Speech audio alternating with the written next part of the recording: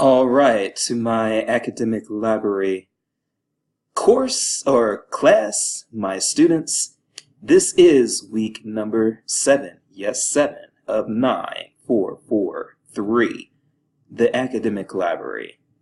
And what we are going to do today is we are going to, and again, I apologize, I know this is wearing thin. Eventually, we're going to talk about OERs, Open Educational Resources. But I can't do that yet because that's going to take a lot of prep, and I'm still getting weirded out by lack of prep time due to other stuff coming up. That's not your fault. That's my fault. However, we still have March and April, so it's going to happen because OERs are quite possibly one of the most, well, that shouldn't be quite possibly. OERs are one of the most important subjects or one of the most important topics in academic libraries right now. But it's going to take me a few hours to prep that particular lecture. That's a very involved conversation. So again, I did not get that time this weekend. I am hoping it won't be next week either. I am going to be flying to North Carolina next weekend for my dad's 70th birthday party. You never know if they're going to make 75. You never know if they're going to make 80. So you just gotta spend that time when you can. So it'll be a short lecture next week as well because I'll be doing all that traveling. But this week, yes, instead of getting into the OERs like I wanted to, we are going to discuss some things related to institutional repositories. I hope I haven't already covered that, my God. But I don't think I have because I was looking at what we've already covered. We've got library finds, we've got makerspaces, we've got open access. Oh goodness, hold on for a second, my friends. Okay, so sorry about that brief intermission there, but yes, the one subject that I had forgotten about was the framework. How did I do that? That's going to be a big one. So yes, we've covered makerspaces and framework and library finds and those sorts of things. This shouldn't take very long. I'm expecting this video to be 25 minutes or less, hopefully on the less side.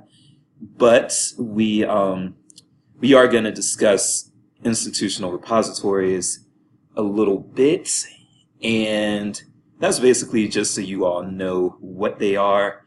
And if you, this is my personal opinion, and we probably there's probably been a little bit of overlap where I've talked about this a little bit, but I will say that if you are at a library, an academic library in the future that does not have an institutional repository, one way that you might be able to win some points for yourself is to spearhead an initiative to start one. And that's what I had attempted to do at a previous job. And then what happened was they didn't have one when I interviewed, and I was like, okay, this is going to be my baby here. I am going to do something so that we will have an institutional repository. And they didn't have one, and they didn't have plans to have one apparently. And then after I got hired, it was in the library's strategic plan, and somebody had been delegated that task. So I was like, oh, okay, that's how we roll. That's how we roll.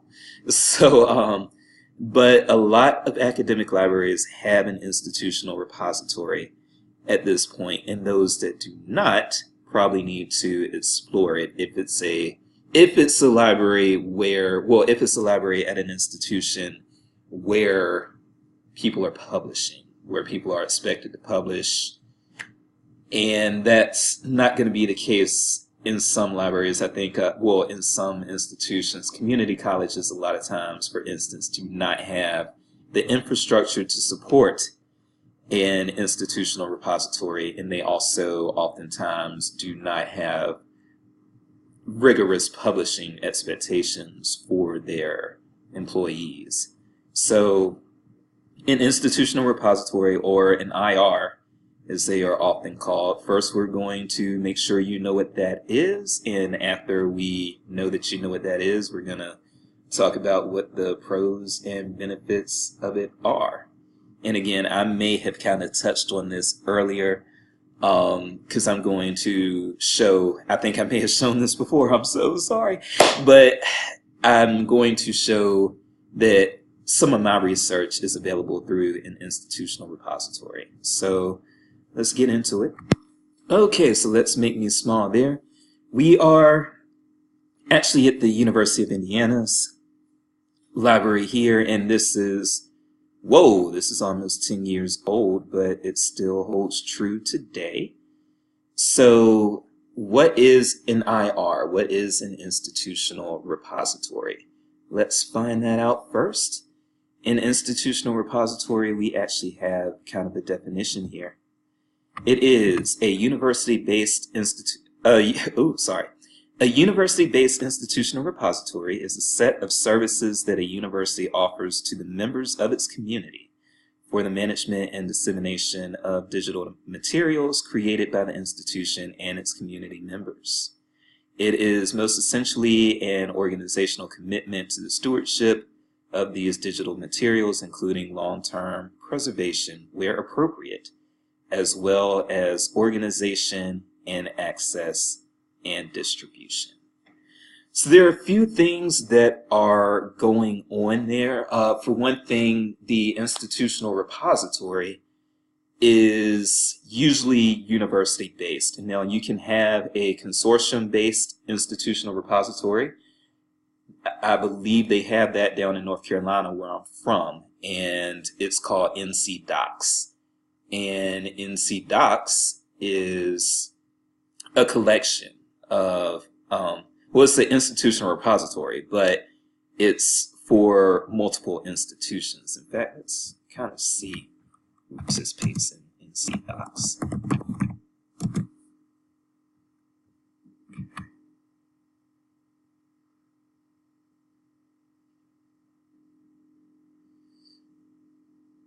Oh, why are you going so slow? Okay, so I need to pause this. Never mind.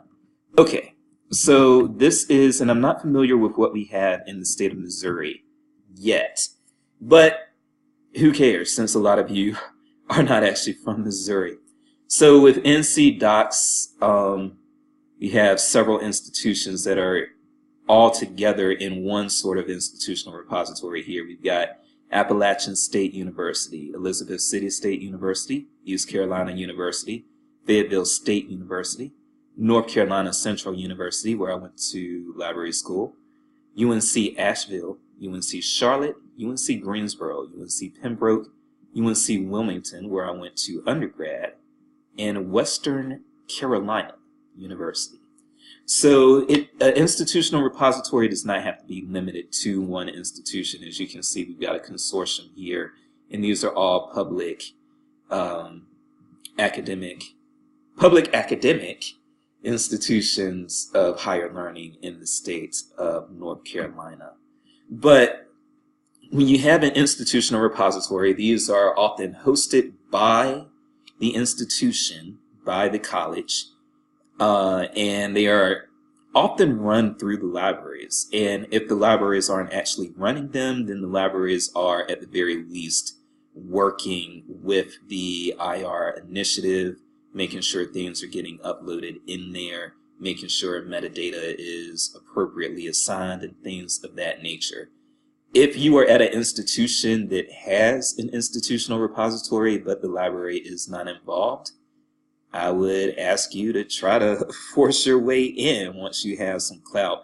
Try to convince the provost and whoever else that the library should have a voice and that our interest in preservation and in access make us a natural fit for working with institutional repositories.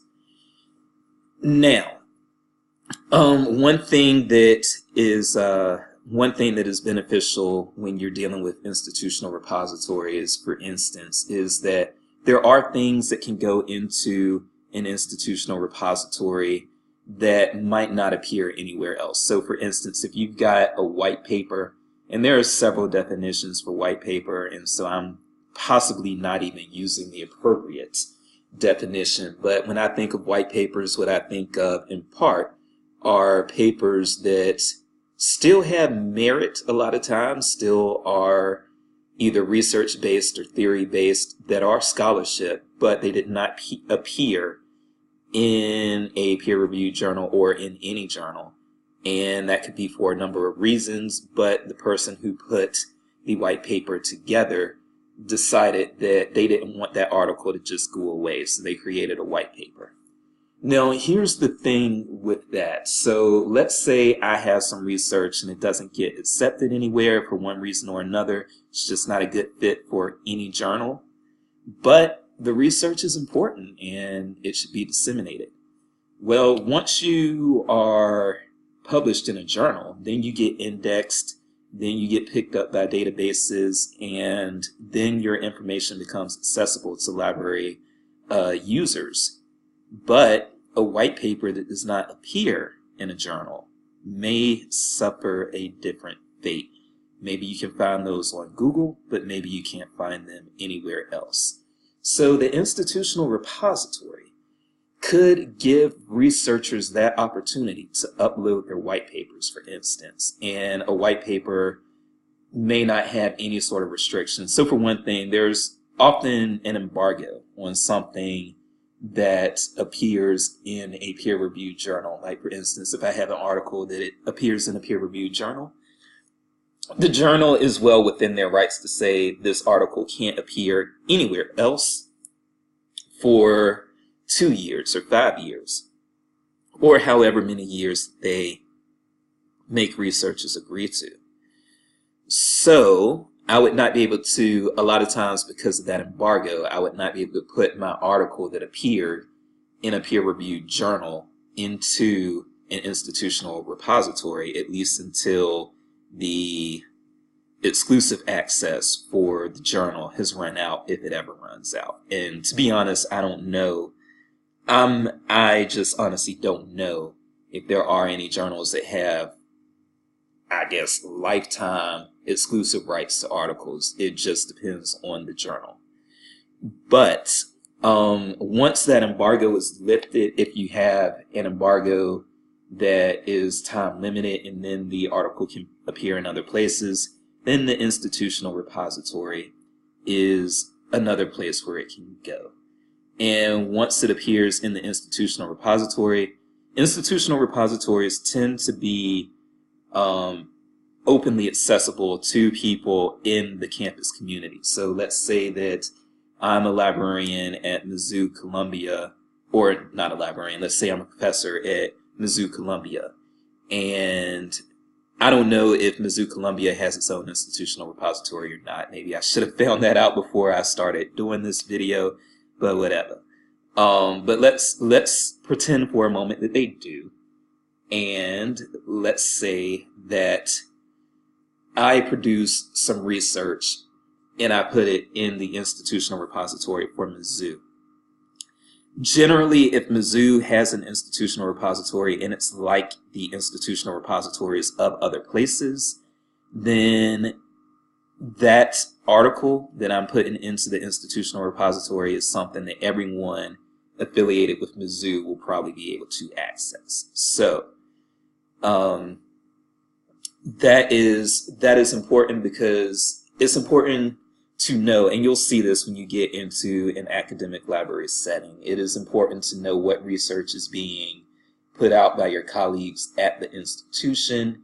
You don't have to necessarily know their research inside and out, but it's a very good idea for you to at least know what's coming out of your institution. And so the institutional repository gives you that opportunity to look up a professor and see what they have included in the repository. You can probably also get that information on a CV, but the thing is, the institutional repository would actually generally grant you access to their work as a member of the campus community.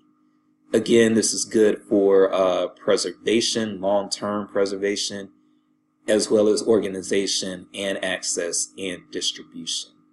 When I go back to my dissertation And this is something that I think I may have shown you guys before. Maybe it was my other class, I don't know. But if this is a repeat, I'm sorry. But Scholar Commons at the University of South Carolina, this was the institutional repository, as you can see here, Scholar Commons, the institutional repository for the University of South Carolina.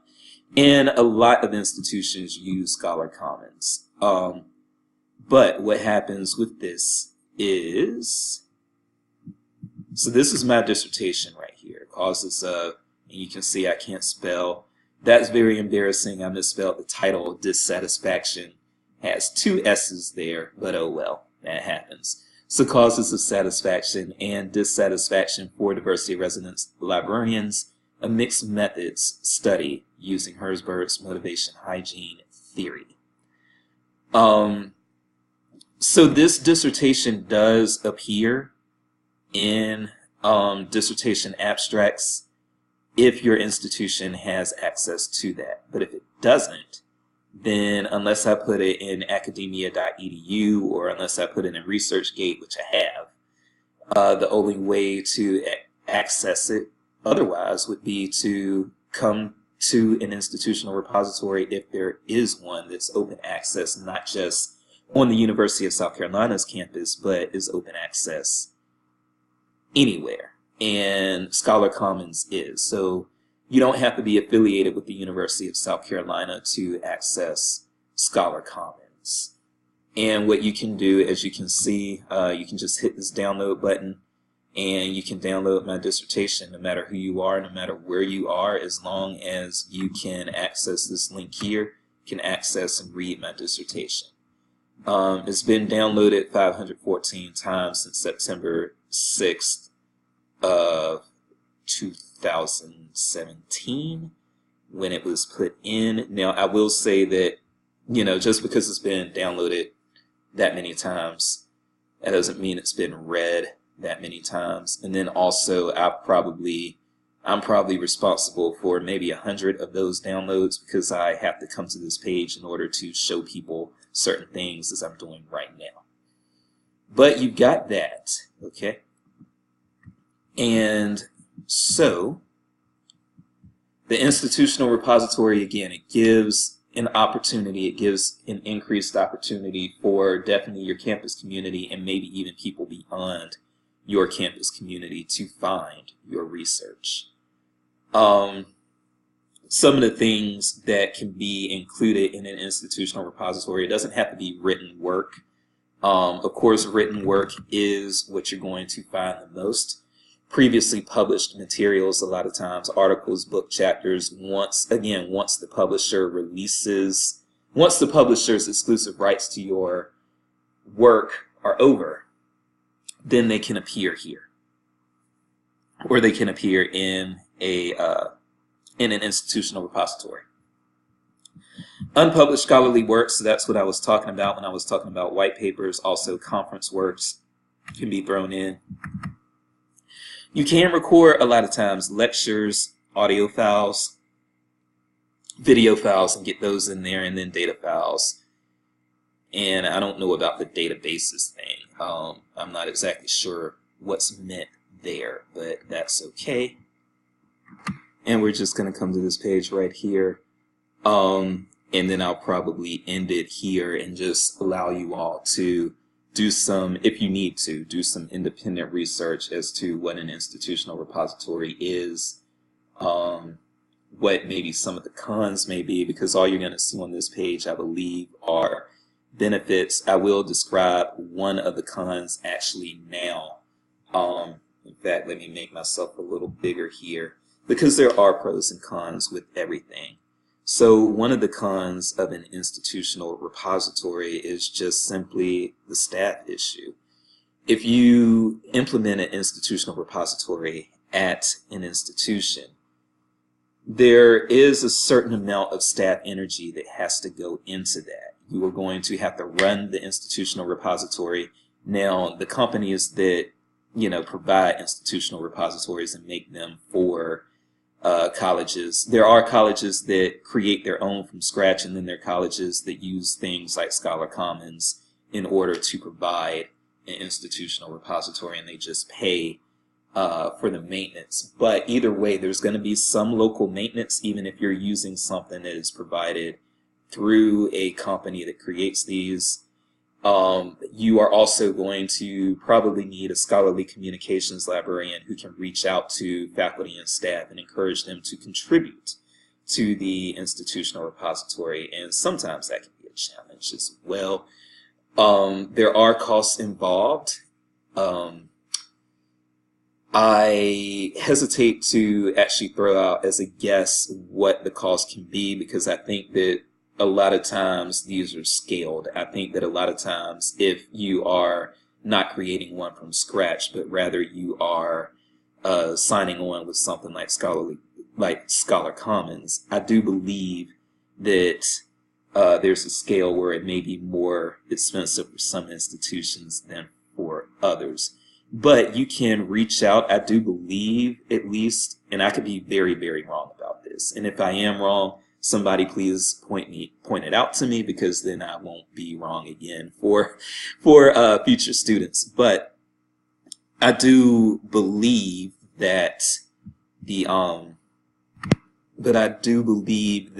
you are dealing with a public institution, a taxpayer-supported institution like Mizzou, like the University of North Carolina, I think that how they allocate their funds and use their budget, their taxpayer-provided budget, I think that that's public record. So I do think that you can request that a institution tell you how much they are budgeting for their institutional repository or how much they're spending on it during the fiscal year.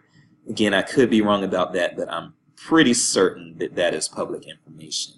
I think that all bets are off with private schools. So if you're looking at somewhere like Duke, again, I'm from North Carolina, Duke is who I think of when I think of a private school, or any number of other private schools, though, Vanderbilt, whoever. I do believe that their rules are a little bit different. But again, if I am incorrect about any of that, please let me know, and I will correct myself and be right for future students. But having said that, well, I am going to go over 25 minutes. I apologize. But let's just look at some of these benefits real quick. So benefits for digital repositories: opening up outputs of the institution to a worldwide audience, as you saw with Scholar Commons; maximizing the visibility and impact of these outputs as a result; showcasing the institution to interested constituencies, including prospective staff, students, and other stakeholders; collecting and curating digital output; managing and measuring research and teaching activities; providing a workspace for in-progress and for collaborative or large-scale projects. I'm a little iffy on that. I try not to have works in progress just out there like that, but that's a personal preference. There's no right or wrong with that. Enabling and encouraging interdisciplinary approaches to research. That's always good. We are an interdisciplinary field. We borrow from history. We borrow from psychology. We borrow from sociology, from technology. So library science is interdisciplinary, and this could be a way to find a collaborator at your institution that is not in your department. For instance, I'm interested in working with heritage tourism at some point, so I can look at an institutional repository and see if there's anyone at Mizzou who deals with heritage tourism, and if so, I've got a chance for my interdisciplinary collaboration. Facilitating the development and sharing of digital teaching materials and aids, and supporting student endeavors. So yes, institutional repositories, that is an important thing to note as well. Student work can be put in those. So it's not just faculty and staff. Grad students can put their work in institutional repositories. Undergrads can put their work into institutional repositories if they have work of that nature. And this is a way for student work to get out there and to be relevant, because there are times when we expect our students to just be starting out with their scholarly endeavors. So they might not produce something that's so great that it'll be that it'll catch on in a journal, but the institutional repository can still make their research or their work available. Okay. And then you've got some recommended readings there if you want to learn more about institutional repositories, and this blends in with open access, which we've talked about before. So those things are parallel to one another. Again, I'll leave it up to you if you want to learn more about the topic, but again, this could be, if you end up at an academic library that serves an institution that could use an IR but does not have an IR, then depending on, and I don't just go in, don't go in on an interview and say, I'm going to bring an IR to such and such institution. Don't do that. But I'm just saying, once you get there, once you get some experience, it's something you can bring up, and you might win some points if you can spearhead an initiative, if you can get a planning committee together to explore the feasibility of bringing an institutional repository to your institution. So on that note, we are going to keep this under 30 minutes, so we are going to end this right here. At some point, hopefully I'll get that opportunity to sit down and prep our OER lecture, but we're not there yet, and for that I apologize. But IRs are very important to know about as well. All right, folks, have a good week. If you need me, hit me. AustinJ@missouri.edu. Any town, any place, any time, and I will get back to you when I can. This is Dr. Jace signing off.